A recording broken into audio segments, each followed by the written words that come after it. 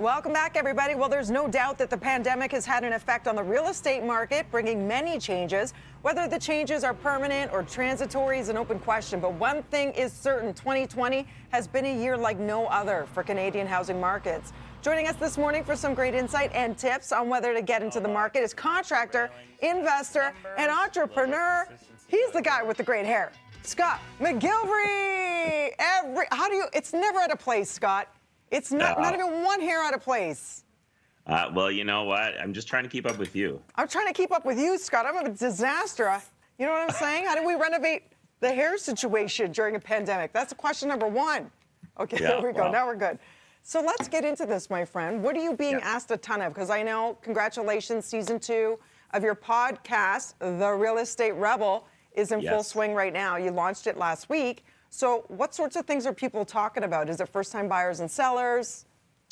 You know what? It's there's a lot of attention, obviously, right now on what's going on since the pandemic began and how it's affected real estate. And it truly has made some both short-term and long-term impacts. But, you know, half the people that I'm talking to through the podcast are asking questions about investing because they're worried about their money. They want to make good returns. They own condos. They own student rentals. So I'm trying to navigate people through that. And the other half of the individuals listening are homeowners. And, you know, they're wondering, is this a good time to buy? Is this a good time to sell? Should I, you know, move out of my condo? Should I, you know, invest in my house and do a renovation? There's so much going on right now that decided to launch this podcast in order to keep in touch with everybody, because normally I'd be doing live real estate events across the country. But now I'm doing live real estate events here in my office. Yeah, and it's smart because we need the help as well. I love that you have trusted agent referrals. So you match, right, real estate agents, buyers, sellers, investors to suit their needs, which is smart.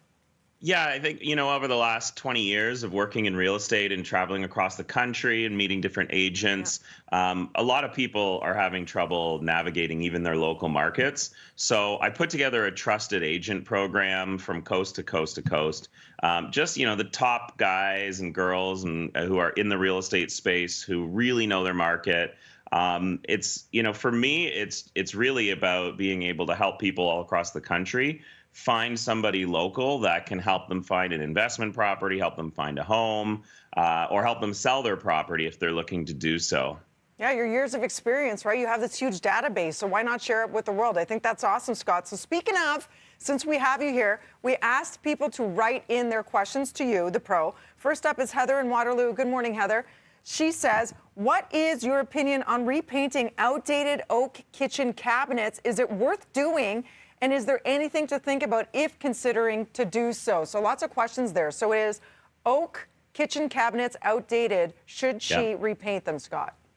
Yeah, you know what? I often tell people if your kitchen has a good layout and the cabinets are in good condition but completely outdated, painting your kitchen is, you know, about a third of the cost of replacing the cabinets. So it's definitely worth it if you like the layout, you like the style of it. My advice would be to have the doors removed, have all the hardware removed, have everything sanded, primed, and sprayed properly. So there's companies that will spray your doors for you, and that way you get a nice clean finish, no brush marks. There are kits, like DIY kits, that you can pick up and do them yourself as well if you feel like if you're good at paying attention to detail. I wouldn't recommend doing it if you're a, you know, first-time DIYer and you'd like things quick and dirty, but definitely worth painting them out. You can pretty much get them any color.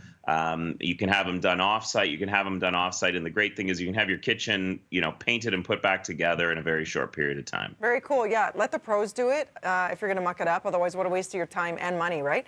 We've got another one. This time it's John in Mississauga. Good morning, John. He says, I get mixed messages on whether pools are a good investment or do they bring down property value. Interesting. It is interesting. And you know what?